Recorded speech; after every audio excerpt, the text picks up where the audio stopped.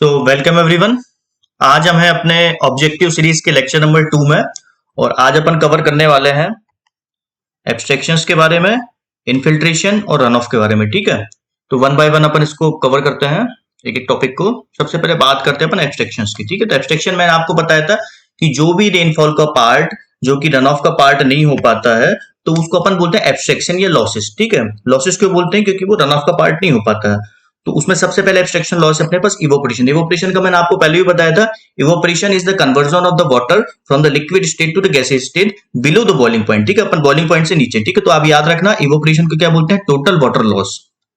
Okay, and it is the process by which the water liquid on a free surface transferred into gaseous state below the boiling point. ठीक है, तो याद रखना इसकी definition. Okay, तो evaporation क्या होता है? थोड़ा एक टेबल ये डिफरेंस है। इवोपरेशन जो होता है वो remove the water from the soil to atmosphere और वाटर सरफेस। कोई भी वाटर सरफेस हो सकती है, वो या तो रिजर्वायर की वाटर सरफेस हो सकती है या फिर कोई स्ट्रीम की हो सकती है। तो जहां भी वाटर सरफेस या सॉइल है, ठीक है, तो उसमें जो वाटर मॉलिक्यूल्स है वो कैसे स्टेट में कन्वर्ट होता है, तो उसको बोलते हैं इवोपरेशन। ठीक है, ये बिलो हो रहा है बॉइलिंग पॉइंट के। ओके, ट्रांसपोरेशन क्या होता है कि जो प्लांट्स हैं उसके स्टेम्स जो होते हैं, उसकी लीव्स जो होती हैं, ठीक है, फोटोसिंथेसिस के बाद में जो वाटर है उसको रिमूव करती है। ठीक है, प्लांट के लीव से एटमोस्फेयर में।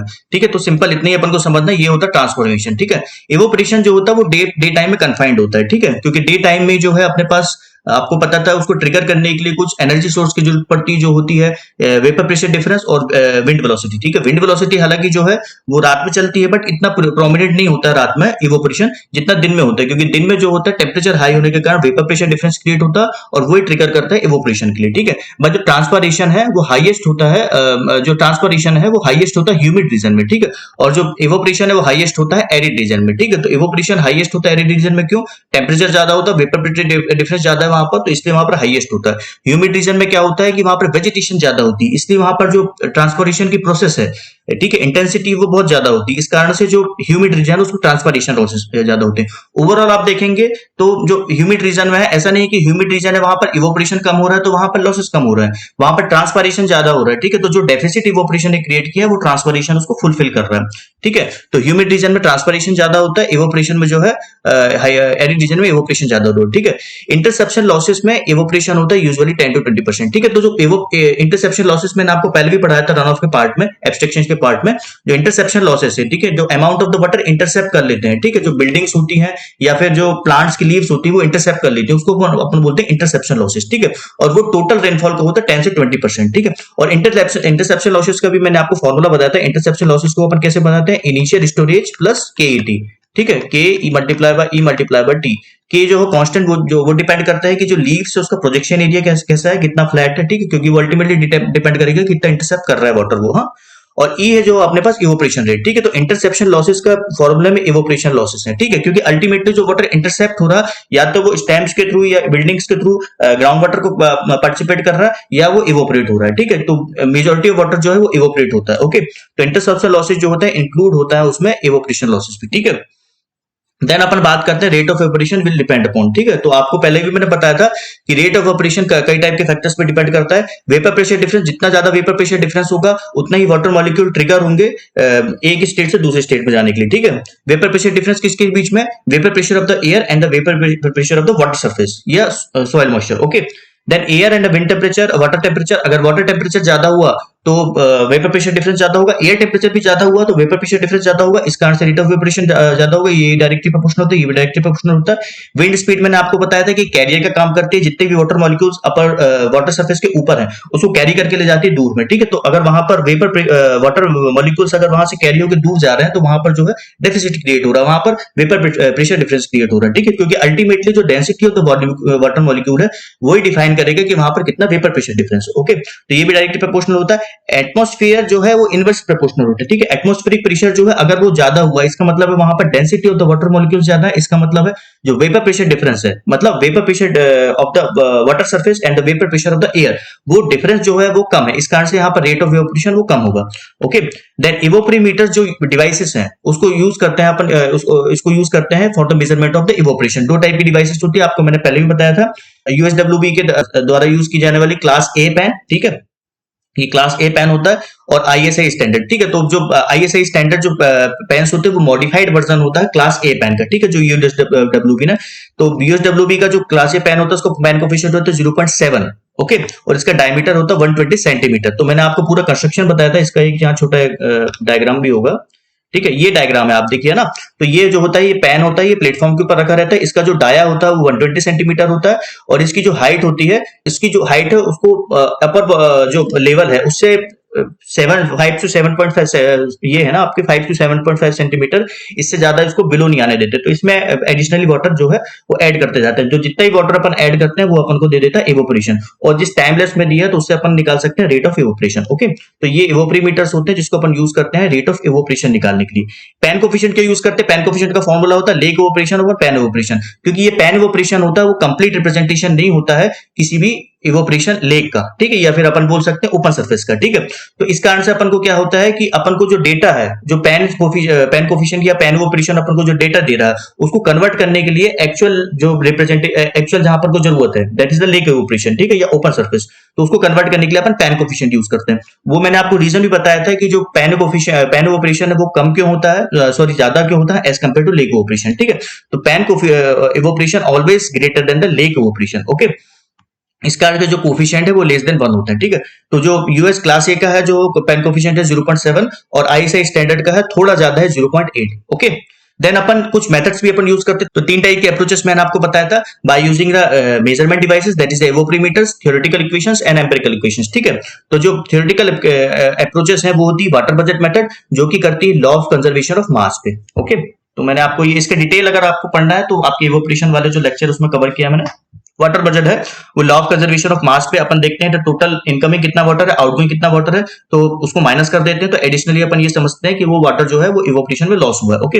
एनर्जी बैलेंस मेथड है वो law of conservation of energy पे डिपेंड करती है, ठीक है। तो कितना इनकमिंग रेडिएशन है, कितना incoming energy in the form of the radiation, कितना उसमें यूटिलाइज हो रहा है। तो जो रिमेनिंग रेडिएशन है अपन ये समझते हैं कि वो रेडिएशन कहाँ यूज हो रहा है, तो trigger the rate of evaporation, okay. तो वो रेट ऑफ इवोपोरेशन में जितनी भी एनर्जी लग रही है उसको अपन मास एनर्जी कन्वर्जन से मास में कन्वर्ट कर देते हैं, तो अपने पास निकाला जाता है अमाउंट ऑफ इवोपोरेशन, और अल्टीमेटली अपन को मिल जाता है रेट ऑफ इवोपोरेशन, ओके। तो इसी में अपन ने पढ़े थे एनर्जी बैलेंस में बाउंस रेशियो और एल्बिडो। एल्बिडो आपको पता है रिफ्लेक्टेड कोफिशिएंट होता है जो अमाउंट ऑफ द रिफ्लेक्टेड बताता है, और बाउंस जो होता है बाउंस रेशियो, बाउंस को बी से रिप्रेजेंट करते हैं जो होता है H A, that is the amount of the heat which is return back to the air and amount of the heat which is use for the evaporation, ठीक है। तो ये बाउंस रेशियो का फॉर्मूला है। मास ट्रांसफर जो थोड़ी advance theory है जो कि टर्बुलेंट मास ट्रांसफर पे, टर्बुलेंट क्वांटिटी पे बेस्ड होती है, तो इतना डीप में ये नहीं पूछता है, इसलिए ये आप अप्रोचेस याद रखिएगा, 3 टाइप के अप्रोचेस होती हैं, ठीक है। ये थ्योरेटिकल अप्रोचेस हैं, ओके। देन आपको बताया था मैंने इवोपोरेशन को रिड्यूस करने के लिए कि अल्टीमेटली ये लॉसेस है, तो ये अपने यूज नहीं आ रहा है। तो अपन को जब भी कोई भी रिजर्वायर डिजाइन करती है, कोई भी हाइड्रोलिक स्ट्रक्चर डिजाइन करते हैं, तो उसका मैक्सिमम यूटिलाइजेशन हो, अपन ये सोचते हैं कि उसका इवोपोरेशन लॉसेस वो कम से कम हो, ठीक है। तो कुछ टाइप के उसमें मैकेनिकल मेजर्स भी यूज करते हैं, जैसे उसके ऊपर बॉल्स वगैरह या मैकेनिकल कोई फिल्म क्रिएट कर देना।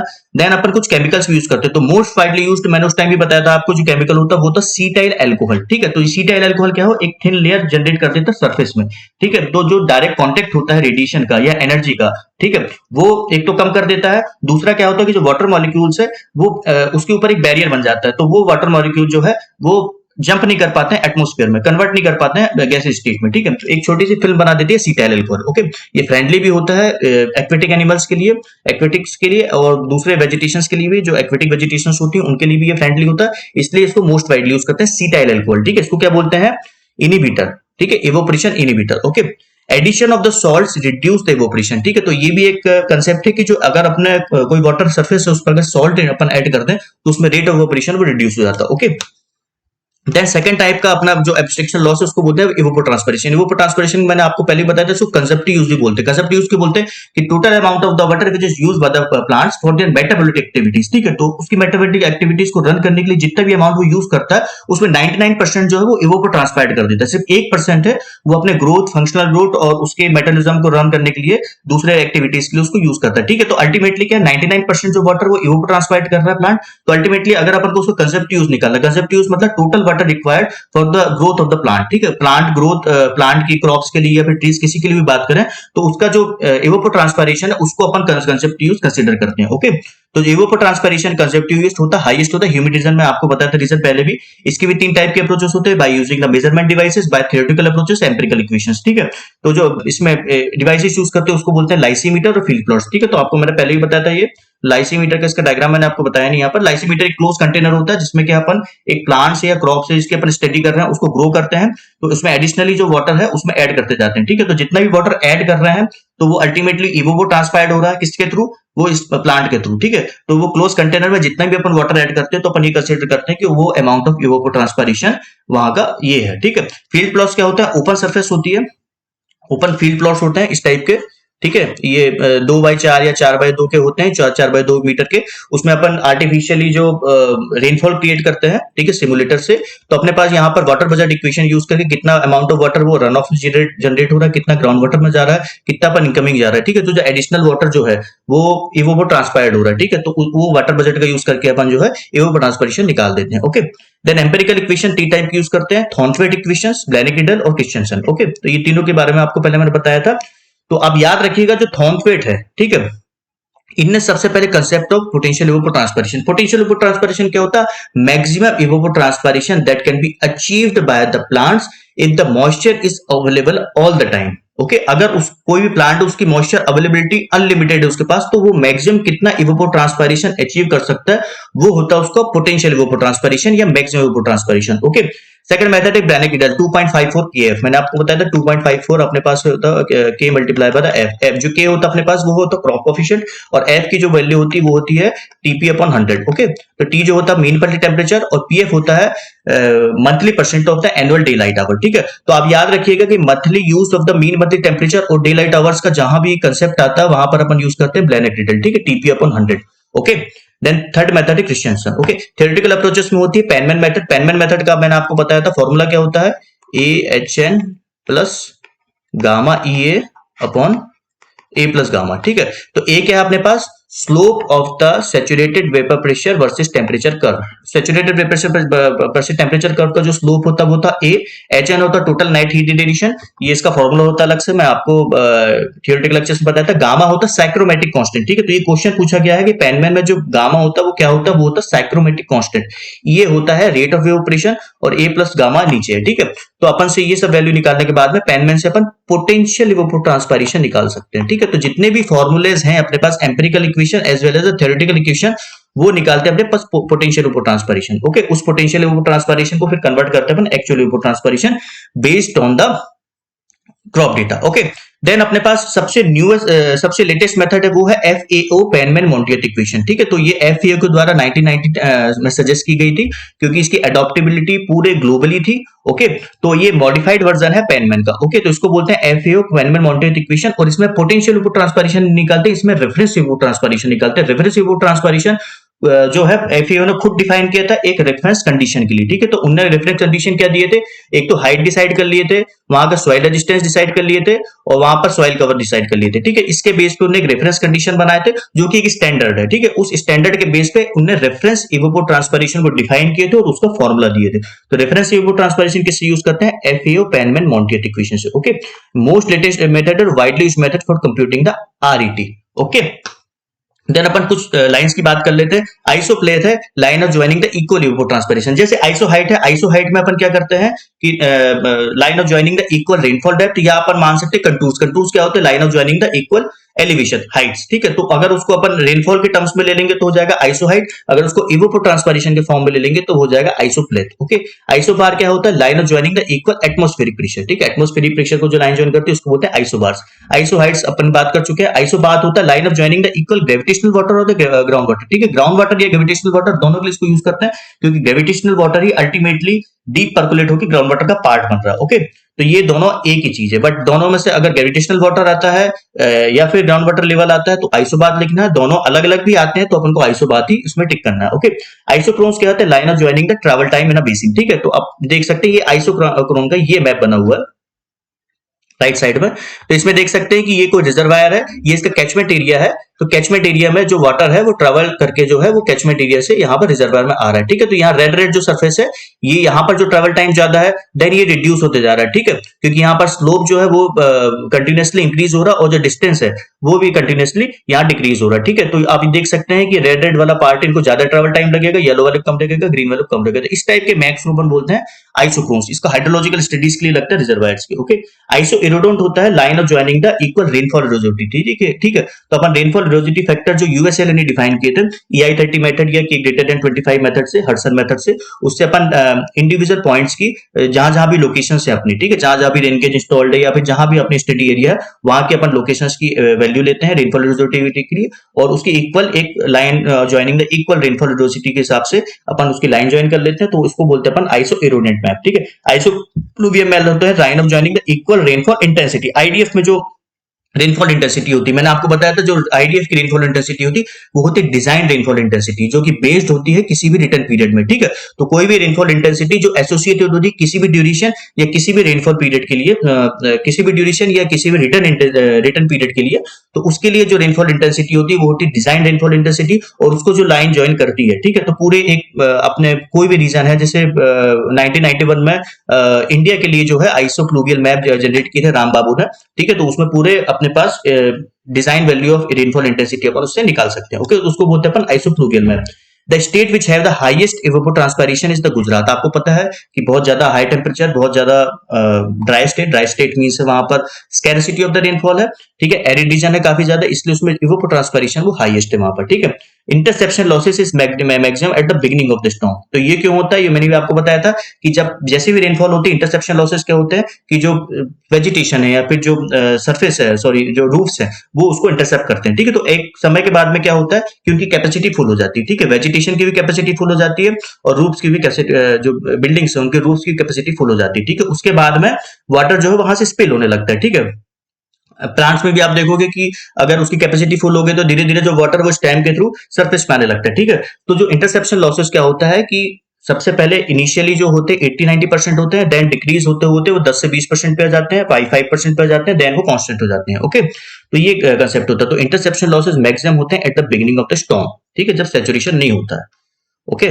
देन अपने पास नेक्स्ट टॉपिक है इन्फिल्ट्रेशन का। इन्फिल्ट्रेशन भी एक एब्स्ट्रैक्शन है, आपको पता है, ठीक है। तो इन्फिल्ट्रेशन में आपको बताया था कि जैसे अर्थ सरफेस है, ठीक है, कोई भी वाटर आ रहा है तो इन्फिल्ट्रेशन क्या है, simply the movement of the water into the soil, ठीक है। तो उसको वर्ड में बोलते हैं इन्फिल्ट्रेशन। ये एक फिनोमेना है, ठीक है, ये क्वांटिटेटिव टर्म नहीं है, क्वालिटेटिव टर्म नहीं है, ये एक फिनोमेना है, ओके। अब इसमें अलग अलग मूवमेंट होते हैं, कोई भी वाटर आ रहा है तो या तो वो डीप परकुलेट होकर डाउनवर्ड मूवमेंट पे जाएगा या फिर वो लेटरली जाएगा, ठीक है। तो लेटरल दो टाइप के मूवमेंट होते हैं, या तो वो लेटरल मूवमेंट कर रहे हैं, डीप परकुलेट कर रहे हैं, ठीक है। अगर वो वर्टिकली डाउनवर्ड हो रहा है मूवमेंट उसका, तो उसको अपन बोलते हैं deep percolation.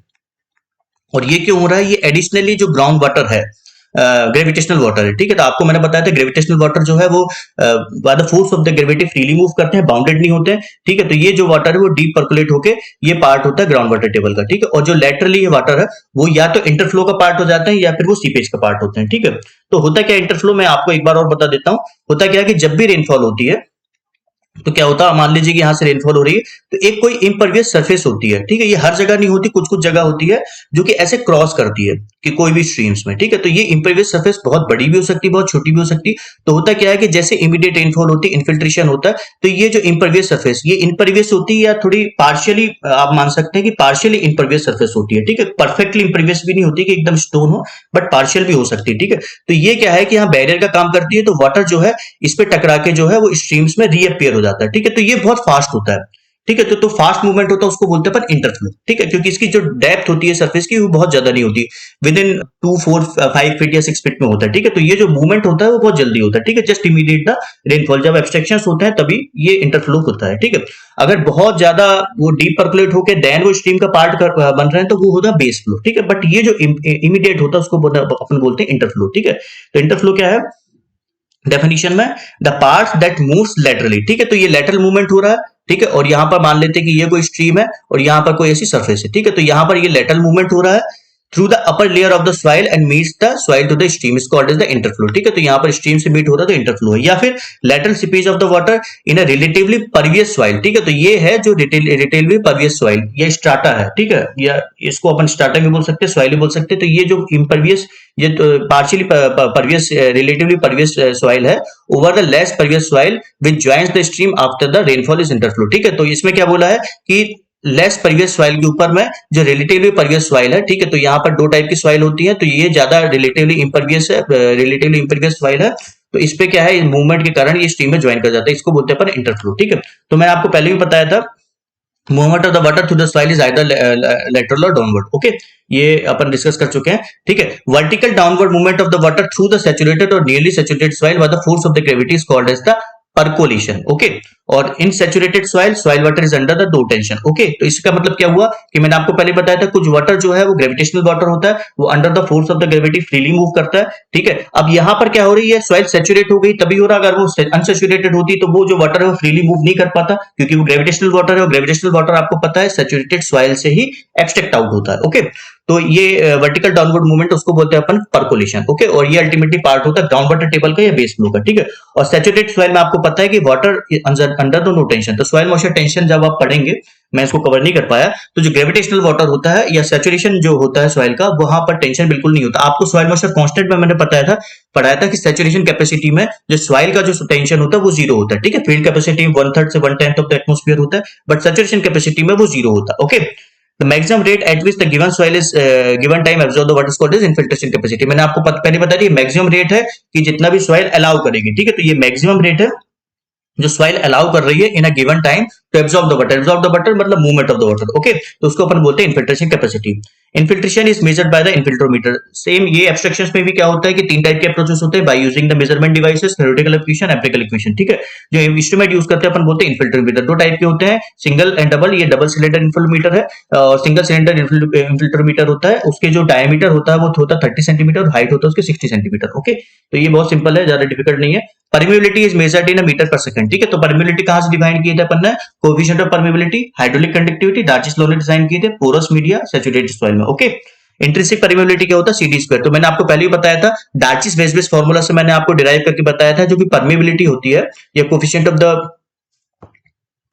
Sorry hydraulic conductivity या coefficient of the permeability ultimately directly proportional होती है gamma upon mu multiply by the D square. Okay, तो अपन ने ये जो डी स्क्वायर की टर्म को अलग रख ली थी और ये बोले थे अपन इंट्रिंसिक परमिबिलिटी। डी है अपने पास डायमीटर ऑफ द ग्रेन। तो इंट्रिंसिक परमिबिलिटी क्या होती है, intrinsic permeability is directly proportional to the D square या CD स्क्वायर। ओके, तो डायरेक्टली प्रोपोर्शनल होती है स्क्वायर ऑफ द डायमीटर के। तो intrinsic permeability only depend upon the media property. ठीक है, डायमीटर ऑफ द पार्टिकल, इसका मतलब है कि वो मीडिया को डिफाइन कर रहा है, तो जो इंट्रिंसिक परमिबिलिटी है वो डिपेंड करती है सिर्फ और सिर्फ मीडिया प्रॉपर्टी पे। ओके, तो अपन यूज क्या करते हैं इंट्रिंसिक परमिबिलिटी को, ये गामा पर म्यू है। म्यू अपने पास काइनेमेटिक विस्कोसिटी, अगर काइनेमेटिक विस्कोसिटी आपको पता है कि टेम्परेचर के हिसाब से चेंज होती है। अगर कोई भी अपन जहां भी एनालिसिस कर रहे हैं वहां पर टेम्परेचर कंटिन्यूअसली फ्लक्चुएट हो रहा है, तो उसके कंडीशन पे अपन इसको सेपरेट यूज करेंगे। ठीक है, क्योंकि इसमें गामा की वैल्यू म्यू की वैल्यू डिफरेंट होगी। बट आपको पता है ग्राउंड वाटर में जो वाटर का जो टेम्परेचर फ्लक्चुएशन है वो बहुत कम होता है, इसलिए अपन जो है ओवरऑल परमिबिलिटी यूज करते हैं। ठीक है, बट डिफाइन अपन करते हैं इंट्रिंसिक परमिबिलिटी को CD square, that is directly proportional to the D square. Okay,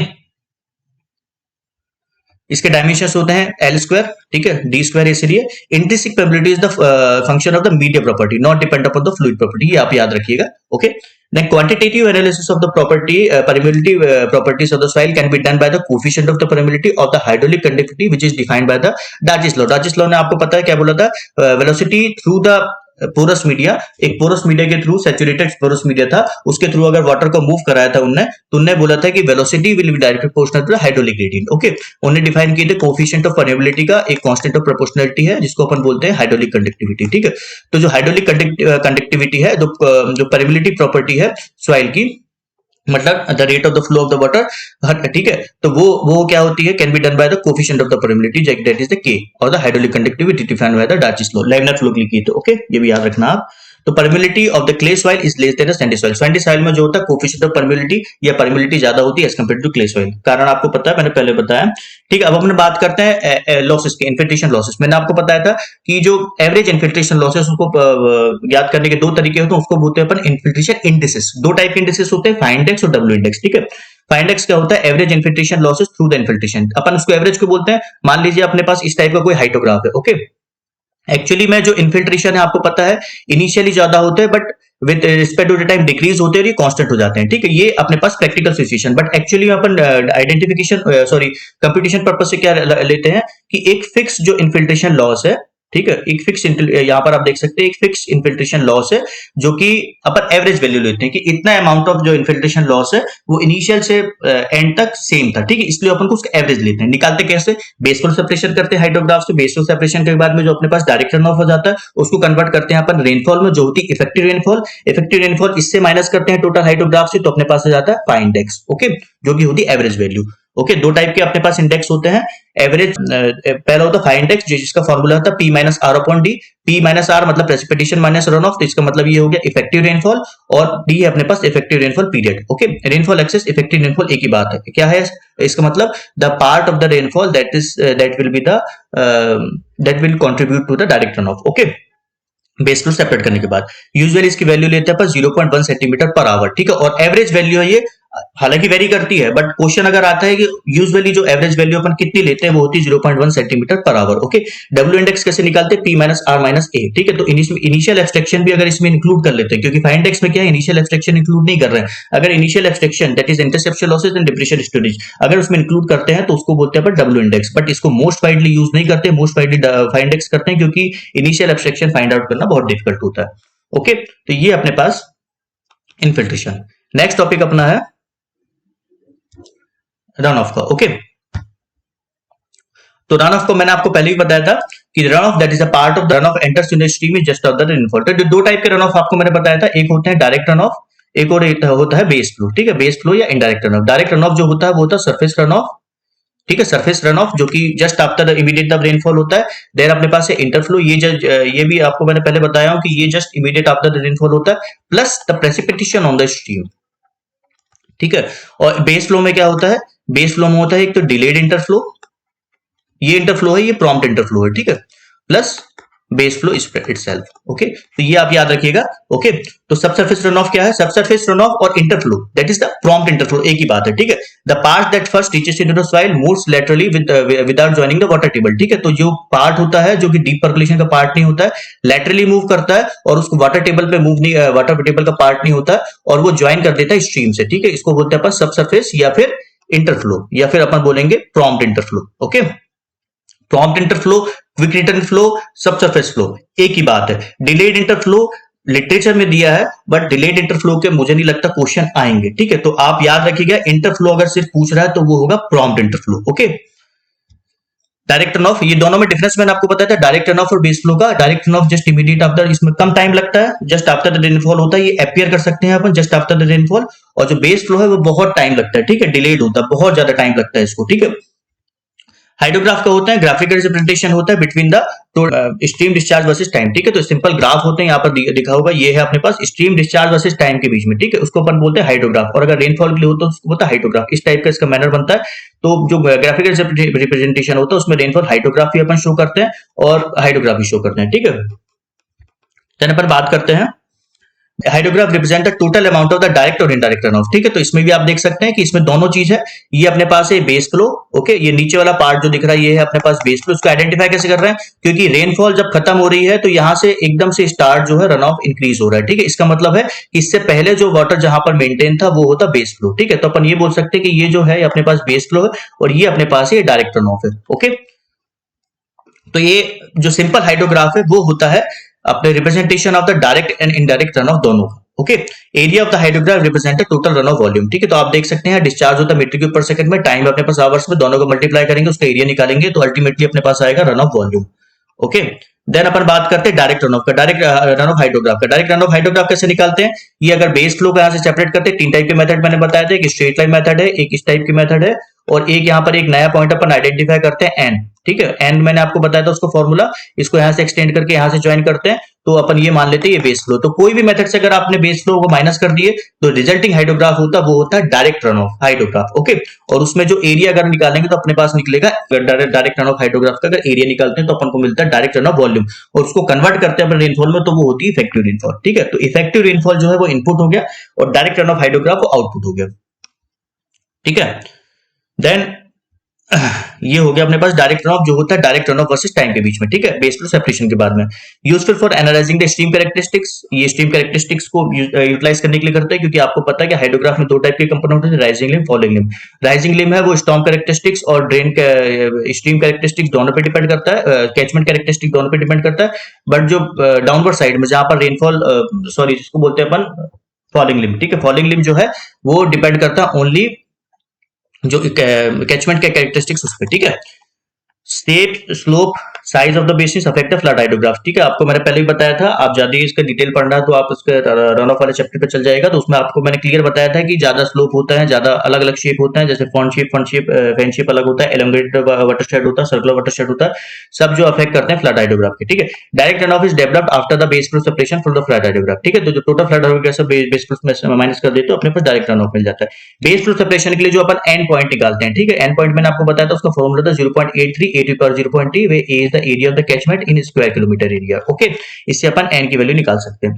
lag time होता है, लैग टाइम क्या होता है, अगर अपने पास हाइड्रोग्राफ है तो इसका centre of the mass of the, इसका सेंट्रोइड ले लेते हैं अपन हाइड्रोग्राफ का, और सेंट्रोइड ले लेते हैं अपन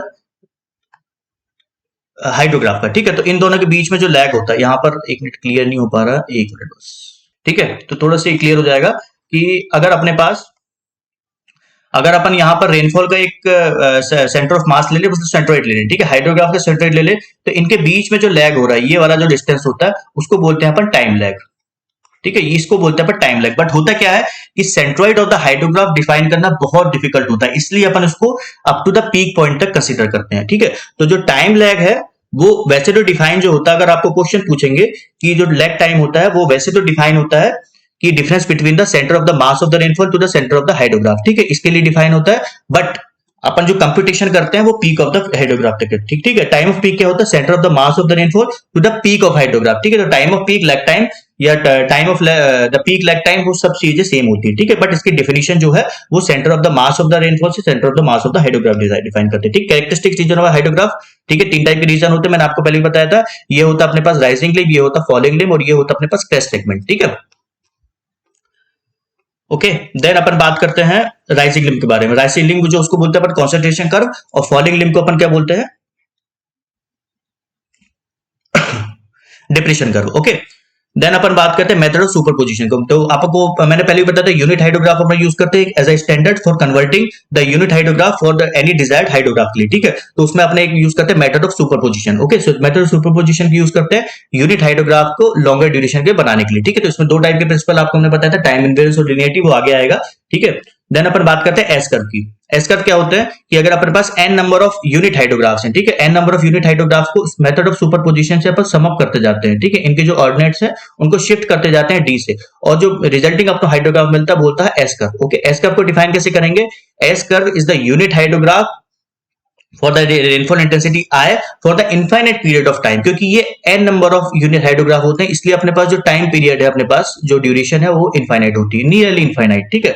और एक मिलता कैसे है, by summing of the n number of the d hour unit hydrograph, okay. तो इस तरीके से अपन को एस कर्व मिलता है। तो एस कर्व को अपन कैसे डिफाइन करते हैं, use to generate the unit hydrograph for the small duration, ठीक है। तो इसका पर्पस क्या होता है कि अपने पास एक मिनट मैंने नीचे यहाँ कवर करके रखा है, या इसका आगे डिस्कस कर लेंगे इस कर्व के बारे में और, ठीक है। The produce by the continuous effective rainfall at a rate for the infinite period of time, so that the depth should be equal to unit hydrograph, ठीक है।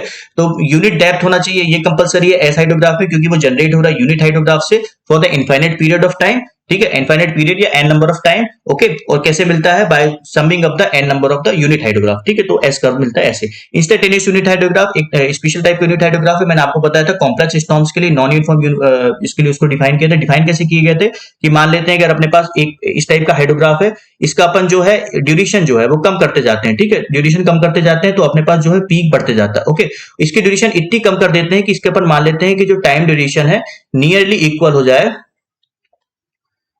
जीरो के, ठीक है, क्योंकि इंस्टेंटेनियस यूज कर रहे हैं, इसका मतलब इंस्टेंट, इसका मतलब टाइम ड्यूरेशन है वो बहुत कम है, नियरली इक्वल टू जीरो मतलब निग्लिजिबल है। अगर यहाँ पर ड्यूरेशन निग्लिजिबल है, अगर जीरो है, तो इसका मतलब इंटेंसिटी जो है वो नियरली इक्वल होगी इनफाइनाइट के, ठीक है। तो इनफाइनाइट इंटेंसिटी ऑफ ड्यूरेशन, तो अपन मान सकते हैं कि अगर ये नियरली जीरो है इंटेंसिटी है, तो इसका जो पीक मिलेगा वो हमेशा हाईएस्ट मिलेगा, सबसे ज्यादा होगा, ठीक है, किसी भी हाइड्रोग्राफ से, ओके। तो ये क्वेश्चन पूछा था कि इंस्टेंटेनियस हाइड्रोग्राफ हम क्यों यूज करते हैं, non uniform distribution of the rainfall के लिए। ओके, लिमिटिंग केस होता है यूनिट हाइड्रोग्राफ का, unit hydrograph for the zero duration. Okay, तो इसमें क्या करते हैं अपन, फॉर इंस्टेंट, इंस्टेंट मतलब इसका जो ड्यूरेशन है near equal to zero. Peak discharge जो होगा आईयूएच का always greater than the UH, UH या फ्लैट हाइड्रोग्राफ जो भी हो, ठीक है, पीक हाइट जो डिस्चार्ज होगा आई वो सबसे ज्यादा होगा, क्योंकि वो डिफाइन कर रहा है अपन जीरो ड्यूरेशन के लिए या इनफाइनाइट इंटेंसिटी के लिए, इसलिए उसका पीक जो है वो हाईएस्ट होगा यूनिट हाइड्रोग्राफ्स। ओके, सिंथेटिक यूनिट हाइड्रोग्राफ्स तो मैंने आपको पहले ही बताया था कि दो टाइप के कैचमेंट होते हैं, गेज्ड कैचमेंट, अनगेज्ड कैचमेंट। ठीक है, गेज्ड कैचमेंट अपने पास जो है फ्लड स्टडीज होती है, इसमें गेज्ड होता है तो स्टीम के जो डिस्चार्ज वैल्यू अपने पास होती है तो अपन हाइड्रोग्राफ इजी जनरेट कर सकते हैं। अनगेज्ड कैचमेंट होते हैं उसमें अपने पास स्टडीज नहीं होती है, अपने पास स्टीम की वैल्यूज नहीं है, डिस्चार्ज की वैल्यू नहीं है, तो ऐसे अनगेज स्ट्रीम्स के लिए अपन को अगर यूनिट हाइड्रोग्राफ जनरेट करना है तो अपन जो है synthetic unit hydrograph approach use करते हैं। इसके लिए अपन एसयूएच जनरेट कर सकते हैं। इसमें अपन क्या क्या चीज यूज करते हैं, इसके एक तो हाइड्रोलॉजिकल पैरामीटर, गेज स्ट्रीम में तो अपने पास इसके हाइड्रोलॉजिकल पैरामीटर है as well as the catchment parameter. ठीक है, तो इसका एरिया कितना है, उसका लेंथ ऑफ द स्लोप कितना है, इसका यूज करते हैं। प्लस अनगेज स्ट्रीम का अपने पास ओनली कैचमेंट कैरेक्टरिस्टिक्स। ठीक है, तो कैचमेंट कैरेक्टरिस्टिक्स से अपन इसकी इजीली निकाल सकते हैं कि इसकी लेंथ कितनी है, इसकी विड्थ कितनी है, इसमें एक्सियल लेंथ कितनी है। ठीक है, तो इन तीन चीजों का यूज करके अपन अनगेज स्ट्रीम्स के लिए यूनिट हाइड्रोग्राफ जनरेट कर सकते हैं, जिसको अपन बोलते हैं सिंथेटिक यूनिट हाइड्रोग्राफ। ओके, तो सिंथेटिक यूनिट हाइड्रोग्राफ सबसे पहले स्नाइडर ने जो है वो इंट्रोड्यूस किए थे 1938 में, used to generate a unit hydrograph for the ungauged stream. ठीक है, अनगेज स्ट्रीम जहां पर अपने पास हाइड्रोलॉजिकल डेटा उपलब्ध नहीं होता। ठीक है, use the climatic and near by watershed characteristics. ठीक है, तो क्लाइमेटिक कंडीशन जो है अपने वो पता है। ठीक है, नियर बाई कैरेक्टरिस्टिक्स का जो वाटरशेड कैरेक्टरिस्टिक्स है वो अपन को पता है, जो कि गेज्ड है, as well as the watershed characteristics तो अपन अनगेज्ड, इन सब डेटा का अपन यूज करके जो अनगेज वाटरशेड है उसके लिए अपन सिंथेटिक यूनिट हाइड्रोग्राफ जनरेट करते हैं। ठीक है, इसमें स्टैंडर्ड ड्यूरेशन होते हैं TR is equal to TP upon 5.5, TP अपने पास time of peak. Okay, then अपने पास है फ्लो मास कर्व। जैसे अपने रेनफॉल में देखे थे मास curve cumulative rainfall versus time, वैसे फ्लो मास कर्व होता है क्यूमुलेटिव डिस्चार्ज वर्सेस टाइम। ये बनता कैसे है, मैंने आपको बताया था कि अपने पास अगर कोई हाइड्रोग्राफ दिया है अपने पास क्यू वर्सेस टी है, तो अपने पास इंटेंसिटी दी है, तो अल्टीमेटली आपने देखे थे मास कर्व से अपन हाइड्रोग्राफ बना सकते हैं। वैसे ही अपने पास जो है डिस्चार्ज से जो अपन डिस्चार्ज वर्सेस टाइम अपने पास हाइड्रोग्राफ दिया है तो उससे अपन फ्लो मास कर्व बना सकते हैं। ठीक है, तो अपने पास अगर डिस्चार्ज वर्सेस टाइम का इस टाइप का ग्राफ है तो इसकी जो वॉल्यूम है इसको क्यूमुलेटिव वॉल्यूम निकालते निकालते जाके सम अप करते जाते हैं, तो इस टाइप का अपने पास जो कर्व मिलता है इसको अपन बोलते हैं फ्लो मास कर्व। ओके, तो flow mass curve is a integral curve of the hydrograph. ठीक है, तो क्योंकि इसको जनरेट करते हैं अपन हाइड्रोग्राफ से। Okay, used for the analysis of the live storage requirement. तो मैंने आपको पहले भी बताया था इसमें तीन टाइप की कंडीशंस होती है, कितना मैक्सिमम डिमांड अपन मेंटेन कर सकते हैं, कितना उसमें डिमांड ऑलरेडी है तो अपन कितना उसको पूरी कर सकते हैं, या फिर अगर उसमें डिमांड अगर पूरी करना है तो अपन स्टोरेज रिक्वायरमेंट, ये सब एनालिसिस जो है वो फ्लो मास कर्व इसीलिए यूज करते हैं। ओके, तो लाइव स्टोरेज रिक्वायरमेंट के लिए कितना स्टोरेज रिक्वायर्ड है या फिर अपने पास जितना स्टोरेज अवेलेबल है उससे अपन कितनी डिमांड पूरी कर सकते हैं। ठीक है, तो उसके लिए अलग अलग लाइंस होती है, मैंने आपको बताया था एवरेज लाइन होती है वो मैक्सिमम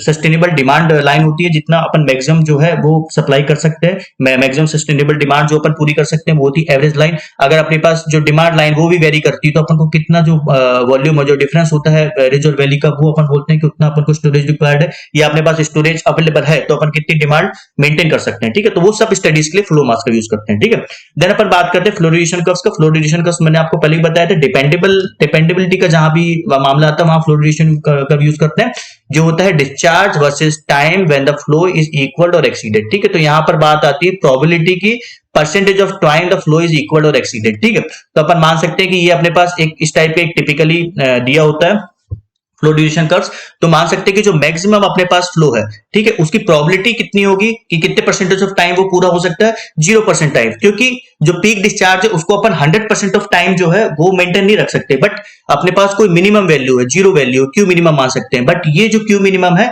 यहां पर जीरो दिखा रहा, हो सकता है क्यू मिनिमम यहां पर हो, वो depend on the reservoir the stream. ठीक है, तो अपन ये मान सकते हैं कि क्यू मिनिमम जो है ये कोई 80% ऑफ टाइम में अपन जो है वो सॉरी क्यू मिनिमम जो 100% टाइप में अपन जो है वो मेंटेन कर सकते हैं। ठीक है, तो इस टाइप के टिपिकल ग्राफ होते हैं, किस किस के बीच में होते हैं, the flow rate versus the percentage of time when the flow is equal और एक्सीडेड। ठीक है, तो इसको फ्लो डिपेंडेबल स्टडीज करते हैं, सेम इसमें वेबल्स फार्मूला यूज करते हैं, प्रोबेबिलिटी ऑफ ऑकरेंस देखते हैं, प्रोबेबिलिटी ऑफ ऑकरेंस के बाद में इस टाइप के ग्राफ जो है उसको ड्रॉ करते हैं। ठीक है, तो इसको अपन यूज करते हैं एनालाइजिंग द डिपेंडेबिलिटी स्टडीज के लिए। ओके, देन अपन बात करते हैं यूनिट हाइड्रोग्राफ के बारे में। मैंने आपको पहले बताया था यूनिट हाइड्रोग्राफ लिमिटिंग केस होता है हाइड्रोग्राफ का, तो इसको डिफाइन कैसे करते हैं, hydrograph generating from the effective rainfall hydrograph, ठीक है। तो ये डायरेक्ट रन ऑफ हाइड्रोग्राफ होते हैं, इसलिए जो है इफेक्टिव रेनफॉल हाइड्रोग्राफ से जनरेट होते हैं for the D hour duration. Okay, दो टाइप के एजेंशन लेते हैं, इसमें टेम्पोरल और स्पेशल यूनिफॉर्मिटी होना चाहिए, ठीक है। इसका मतलब ये है कि जो रेनफॉल है वो uniformly over the catchment area जो है वो फॉल होना चाहिए, specially for the d hour duration so that the total depth of the water should be 1 centimetre, ठीक है। ये आप याद रखिएगा, इसको डिफाइन किए यूनिट डेप्थ के लिए। और यूनिट डेप्थ जो है, यूनिट डेप्थ मतलब होता है यूनिट रेनफॉल, ठीक है। यूनिट रेनफॉल मतलब होता है या तो 1 सेंटीमीटर या 1 इंच, बट इंडिया में 1 सेंटीमीटर लेते हैं, ठीक है। ओके, तो इसको अपन क्या करते हैं, direct run off rainfall excess show करता है यूनिट हाइड्रोग्राफ, क्योंकि जो इफेक्टिव रेनफॉल हाइड्रोग्राफ से बनता है, ठीक है। ये एरिया जो यूनिट हाइड्रोग्राफ की थ्योरी है, अप्रोच है, वो 5000 स्क्वायर किलोमीटर एरिया से कम के लिए अलाउ होती है।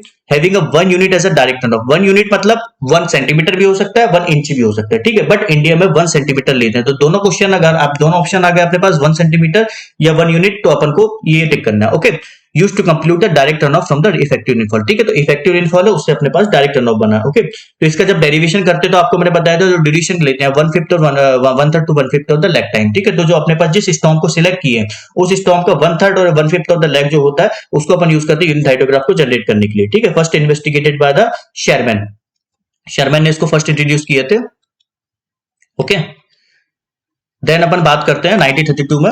ओके, देन अपने पास करते हैं यूनिट स्टॉर्म। तो आपने यूनिट हाइड्रोग्राफ के डेरिवेशन मैंने आपको बताया था, कुछ नंबर ऑफ स्टॉर्म्स को अपन को सिलेक्ट करना पड़ता है। तो जो स्टॉर्म्स अपन सिलेक्शन के लिए लिए हैं, ठीक है, उसको अपन बोलते हैं यूनिट स्टॉर्म्स, ठीक है। Storm selected for the unit hydrograph generation. Okay, then unit period क्या होता है, the period of the unit hydrograph. Okay, तो इसमें यूनिट जो अपने पास इस टाइप का हाइड्रोग्राफ है अपने पास Q वर्सेस T, तो कभी भी आप याद रखिएगा U आवर यूनिट हाइड्रोग्राफ या D आवर यूनिट हाइड्रोग्राफ है, जो उसमें D आवर बोल रहा है ड्यूरेशन, वो duration of the hydrograph T नहीं है, वो जिस ERH या जो भी हाइड्रोग्राफ से जनरेट हुआ रेनफॉल का हाइड्रोग्राफ, उसका जो ड्यूरेशन है, ठीक है, वो होगा उसका यूनिट हाइड्रोग्राफ का ड्यूरेशन। तो जब भी यूनिट हाइड्रोग्राफ को अपन डिनोट करते हैं डी आवर, तो वो उसका हाइड्रोग्राफ का ड्यूरेशन होता है, उसके इफेक्टिव रेनफॉल या रेनफॉल हाइड्रोग्राफ का ड्यूरेशन होता है, ठीक है। वो हाइड्रोग्राफ का ड्यूरेशन नहीं होता है। और उस पीरियड को अपन बोलते हैं, अगर यूनिट हाइड्रोग्राफ की केस है तो उसमें अपन उसको बोलते हैं यूनिट पीरियड, और वो क्या होता है, period of the unit hydrograph, जो कि 50 to 60% टाइम होता है, time base of the hydrograph, ठीक है, जो उसका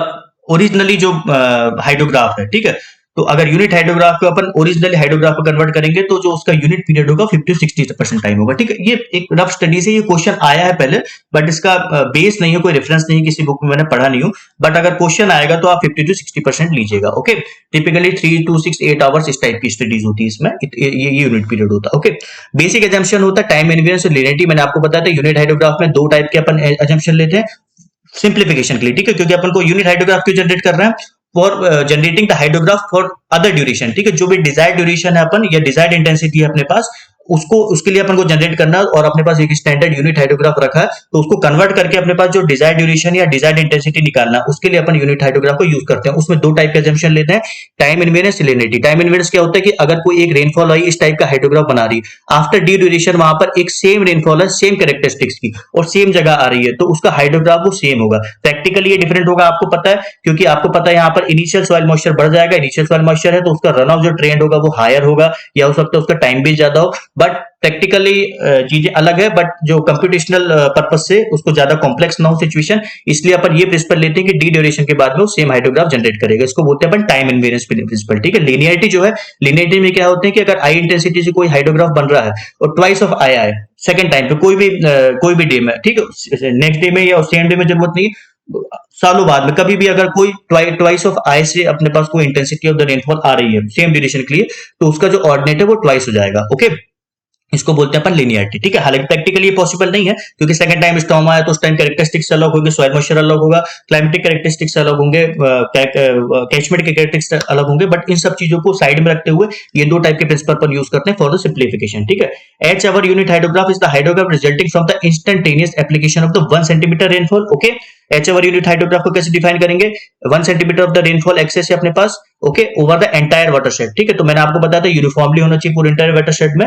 for the rainfall duration of H hours, ठीक है। तो इसको अपन एच आवर यूनिट हाइड्रोग्राफ क्यों बोल रहे हैं, क्योंकि इसमें रेनफॉल ड्यूरेशन अपने पास एच आवर है, ठीक है, 1 सेंटीमीटर के लिए, इसलिए यूनिट हाइड्रोग्राफ है। ओके, देन अपन बात करते हैं रेनफॉल के मेजरमेंट की मेथड्स हैं, कर्व नंबर मेथड, जो कि वो अपन बोलते हैं SCS कर्व नंबर मेथड, ठीक है, यूएसएससीएस डिपार्टमेंट ने इसको किए थे। मैक्सिमम सॉइल मॉइस्चर रिटेंशन पे जो बेस्ड होती है, इसका फॉर्मूला होता है Q equal to P minus 0.3 S upon P plus 0.7 S। S अपने पास सॉइल मॉइस्चर रिटेंशन, P अपने पास रेनफॉल। ठीक है, सॉइल मॉइस्चर रिटेंशन और कर्व नंबर का फॉर्मूला आपको पता है। इसमें वैल्यू ऑफ CN है जो 0 से 100 के बीच में होती है, डायरेक्ट प्रोपोर्शनल रन ऑफ का। जितना CN की वैल्यू होगी उतना ज्यादा रन ऑफ होगा। ओके, कंक्रीट सरफेस के CN जो होता है 100 होता है, मैक्सिमम होता है। ओके, इसलिए सबसे ज्यादा रन ऑफ जो है वो कंक्रीट सरफेस पे जनरेट होता है। ठीक है, जो CN है वो तीन चीज पे डिपेंड करता है। एंटीसीडेंट मॉइस्चर कंटेंट, मतलब मॉइस्चर कंटेंट क्या था प्रीवियस डेज में, मतलब कुल मिला के इनिशियल सॉइल मॉइस्चर पे बता रहा है। तीन टाइप की कंडीशन होती है, AMC1, AMC2 और AMC3। AMC1 है ड्राई पीरियड, इसका मतलब एंटीसीडेंटली वहां पर कोई भी रेनफॉल नहीं आई है, तो इसलिए वहां पर ड्राई कंडीशन है। AMC2 एवरेज कंडीशन के लिए लेते हैं, और AMC3 देते हैं कि एंटीसीडेंटली वहां पर मे बी शायद रेनफॉल हुई, इसलिए वहां पर हाई मॉइस्चर है। ठीक है, तो यहाँ पर AMC3 में ज्यादा रन ऑफ होगा, AMC1 में कम होगा और AMC2 में मीडियम होगा। ठीक है, हाइड्रोलॉजिक सॉइल ग्रुप चार कैटेगरी के होते हैं, ABCD। ए का है lowest run off potential, B का moderately low run off potential, C का होता है moderately high run off potential और डी का होता है हाई। ये बेस्ड होना होता है कि वहां की सॉइल कंडीशन कैसी है, वहां का सॉइल कवर कैसा है, उसके बेस पे चार कैटेगरी में बांटे हैं। ठीक है, तीसरा इसमें एक कंडीशन होती है कि लैंड यूज क्या है। ठीक है, वहां पास्चर लैंड है, कल्टीवेबल लैंड है, फॉरेस्ट लैंड है। ठीक है, तो इन तीन के बेस पे जो है कर्व नंबर डिफाइन होता है। कर्व नंबर से अपन एस की वैल्यू निकाल लेते हैं, 254 अपन एस प्लस 25400। मैंने आपको कर्व नंबर रन ऑफ में पढ़ा के रखा, वहां पर आप जाके देख लीजिएगा कैसा फॉर्मूला है, बट क्वेश्चन इसका अभी तक पूछा नहीं गया है, और उससे अपन अल्टीमेटली क्यों निकाल देते हैं। ठीक है, then rational formula peak rate of run off के लिए निकालते हैं। ठीक है, तो अब याद रखिए कि रेशनल फॉर्मूला का जो peak rate of run off के लिए निकालते हैं, एससीएस कर्व नंबर मेथड को अपन पीक ऑफ रन ऑफ के लिए भी यूज करते हैं, उसका फॉर्मूला अलग है, बट ये जो फॉर्मूला मैंने बताया था वो डायरेक्ट रन ऑफ का। ओके, इसने डेवलप किया था रामसर ने, इसको मोस्ट वाइडली यूज करते हैं peak rate of run off के लिए। याद रखिएगा पीक ऑफ रन ऑफ के लिए। ठीक है, इसका फॉर्मूला होता है Q equal to CI upon 360। अलग अलग फॉर्मूलाज होते हैं, बट बेस्ड ऑन यूनिट जब अपन IMM पर आवर में लेते हैं और एरिया अपन लेते हैं हेक्टेयर में, तो अपन ये वाला फॉर्मूला यूज करते हैं CI अपॉन 360। लोग क्या CI अपॉन 360 याद कर लेते हैं, बट कभी कभी क्या होता है कि अलग अलग यूनिट्स के लिए अगर फॉर्मूला पूछ लेते हैं तो आपको कन्वर्ट करना पड़ेगा। Okay, based on assumption that the rainfall duration at least equal to time of concentration. ठीक है, तो ये वन ऑफ द अजम्पशन है इसका। रीजनल फॉर्मूला को सेटिस्फाई करने के लिए तीन अजम्पशन होता है। आपको मैंने बताया था कि रेनफॉल जो है उसका स्पेशल यूनिफॉर्मिटी होना चाहिए, मतलब यूनिफॉर्म होना चाहिए whole over the catchment area. With the duration जो है वो रेनफॉल यूनिफॉर्म होना चाहिए। ये दोनों चीजें प्रैक्टिकली पॉसिबल नहीं होती, बट इसमें अजम्पशन लिया है। और तीसरा है इसमें बहुत important, the rainfall duration should be at least equal to the time of concentration, क्योंकि ये कंसेप्ट बेस है। इस टाइप का अगर अपने पास मान लेते हैं कि कोई एक हाइड्रोग्राफ, ओके, तो अपन मान लेते हैं कि यहाँ पर एक रेनफॉल हो रही है। रेनफॉल पीक में पहुंचने के बाद यहाँ पीक रेनफॉल अपने पीक फ्लड अपने पास मिल गया है, पीक डिस्चार्ज अपने पास मिल गया, देन अपने पास ये डाउन हो रहा है। ठीक है, तो अपन मान ये सकते हैं कि ये जो है अपने पास, ये अपने पास पीक अपने पास डिस्चार्ज मतलब पूरा सेचुरेशन हो गया वहां पर, इससे ज्यादा सेचुरेशन नहीं हो सकता।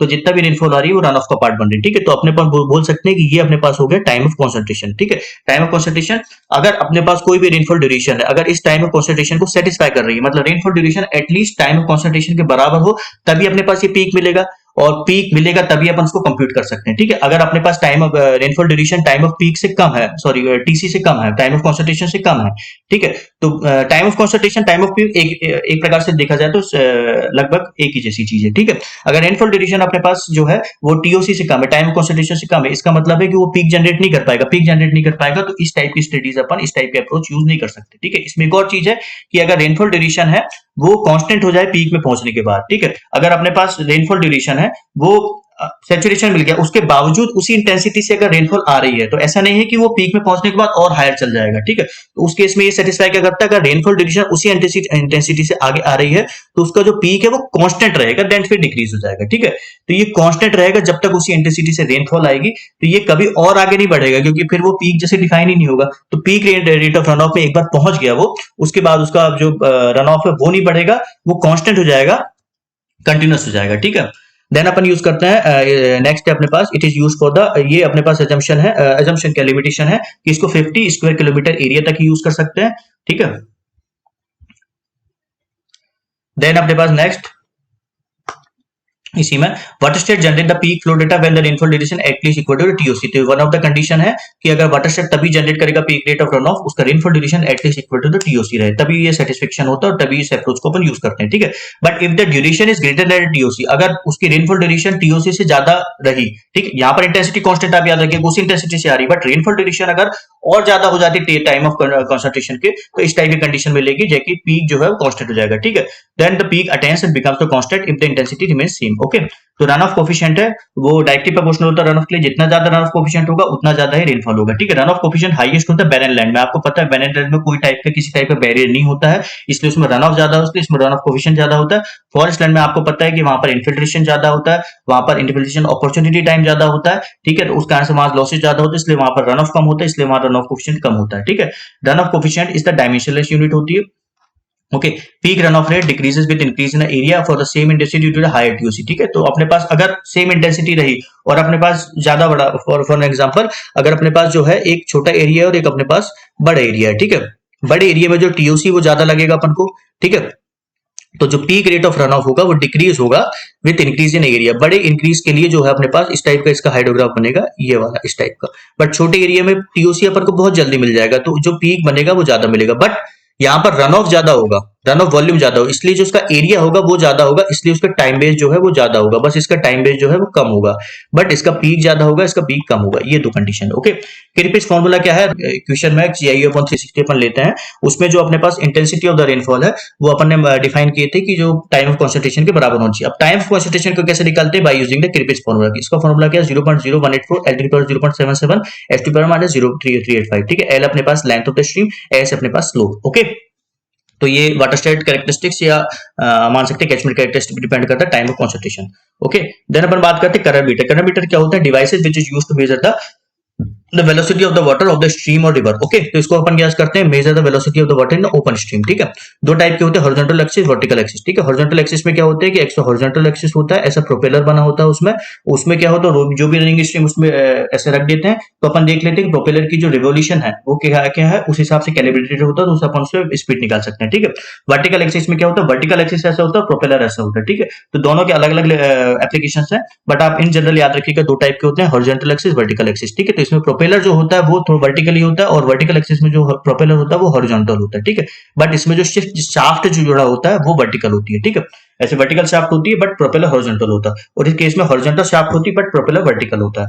ठीक है, वर्टिकल एक्सिस को 0.1 से 4 मीटर पर सेकंड के लिए अपन यूज करते हैं। इसके अलावा कुछ और यूज है, surface floors, Pitot tubes, venturimeter. ठीक है, venturimeter, Pitot tubes Bernoulli's theorem पे डिपेंड करती है। सरफेस फ्लोर्स कुछ नहीं है, एक फ्लोर्स होते हैं ऐसे, आप मान सकते हैं, डिवाइसेस नहीं बोल सकते हैं उसको, जैसे एक मान सकते हैं कि फ्लैग होते हैं, फ्लैग है जो उसको रनिंग स्ट्रीम में अपन ऐसे फ्लो करने के लिए से फेंक देते हैं, अपन देख लेते हैं कितना डिस्टेंस उन्होंने ट्रैवल किया और कितना टाइम में किया, तो उससे अपन उसकी फ्लो वेलोसिटी निकाल सकते हैं। ठीक है, velocity usually measured is 0.2d 0.8d। ठीक है, तो इसको वेलोसिटी मेजर करने का भी तरीका होता है, क्योंकि आप स्ट्रीम के कैरेक्टरिस्टिक देखोगे फ्लो वेलोसिटी वर्सेस डेप्थ का। ठीक है, यहाँ पर डेप्थ है, यहाँ पर वेलोसिटी है, तो जब से नीचे जो वेलोसिटी वो मिनिमम होती है बट इंक्रीज हो जाती है टॉप में आने के बाद। ठीक है, तो ये जो ये अपने पास मान सकते हैं कि सबसे ज्यादा डेप्थ थी यहाँ पर, तो सबसे ज्यादा नीचे जो डेप्थ है, तो ये जो डेप्थ में अपने पास फ्लो वेलोसिटी मिनिमम होती है और ये यहाँ ऊपर जाने के बाद इंक्रीज होकर कांस्टेंट हो जाती है। ठीक है, तो अपने पास किस डेप्थ में फ्लो वेलोसिटी ले रहे हैं उसका भी एक तरीका होता है, जैसे फ्लड्स में अपन 0.5d पे लेते हैं, अगर डेप्थ ज्यादा है, डीप स्ट्रीम्स है, तो उसमें अपन दो वेलोसिटी लेते हैं, 0.2 मतलब 20% ऑफ द डेप्थ और 80% ऑफ द डेप्थ में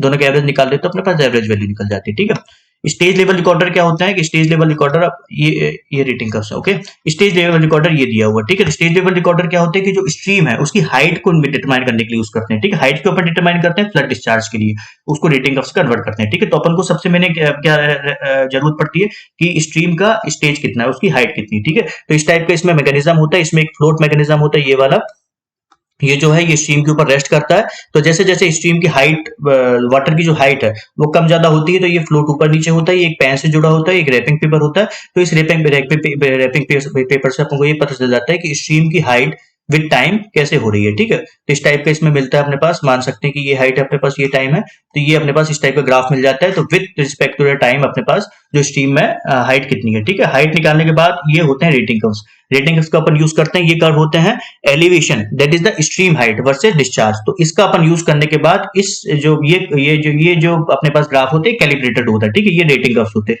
तो इस रेटिंग कर्व्स का यूज करके कोई भी हाइट ऑफ द स्ट्रीम के लिए कितना डिस्चार्ज उसमें हो रहा है वो निकाल सकते हैं। ओके, तो इसको बोलते हैं अपन रेटिंग कर्व्स। रेटिंग कर्व्स क्या होते हैं, स्ट्रीम स्टेज वर्सेस डिस्चार्ज के बीच में। स्टेज मतलब होता है हाइट, ओके, इसको बोलते हैं अपन स्टेज, और जो डिवाइसेस को यूज करते हैं हाइट निकालने के लिए उसको बोलते हैं अपन stage level recorder. Okay, most extensive use method for the flood discharge is slope area method. इसका डिस्कशन करने की जरूरत नहीं है, बहुत डीप है, बट आप याद रखिएगा कि एक्सटेंसिव यूज करते हैं और मोस्ट एक्यूरेट मेथड होती है slope area method. Okay, for the flood discharge studies. Okay, तो ये है अपने पास एंड ऑफ द लेक्चर 2। ये लेक्चर भी थोड़ा बड़ा बन गया, नेक्स्ट टाइम से मैं कोशिश करूंगा इसको और जल्दी खत्म करने का। ओके, कोई भी आपको डाउट होगा तो आप मुझे कमेंट सेक्शन में पूछ लीजिएगा। Thank you.